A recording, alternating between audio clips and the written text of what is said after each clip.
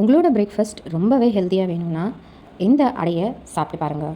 இதுக்கு தேவையான பொருள் ஒரு பாத்திரத்தில் 1 கப் இட்லி அரிசி, 1/2 கப் கொண்டக்கடலை, 1/2 கப் மைசூர் தால் இல்லை சாம்பார் பருப்பு, 1/2 கப் கடலைப்பருப்பு அண்ட் 1/2 கப் ராஜ்மா, 1 கப் உளுத்தம் பருப்பு ஆட் பண்ணியிருக்கேன்.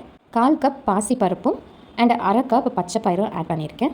இது நல்லா வாஷ் பண்ணதுக்கப்புறம் இது கூட 10 காஞ்ச மிளகா ஆட் பண்ணியிருக்கேன் அண்ட் 1.5 டேபிள் ஸ்பூன் பெருஞ்சீரகம் ஆட் பண்ணியிருக்கேன். இதில் பருப்பு வகைகள் நிறையா ஆட் பண்ணியிருக்கிறதுனால பெருஞ்சீரகம் நிறையா சேர்த்துக்கோங்க. இதை நைட்டு ஊற வச்சதுக்கப்புறம் இது கூட ஒரு 10 பல்லு பூண்டு அண்ட் தேவையான அளவு உப்பையும் ஆட் பண்ணி அரைச்சி எடுத்துக்கோங்க. இந்த மாவு புளிக்கணும்னு அவசியம் இல்லை.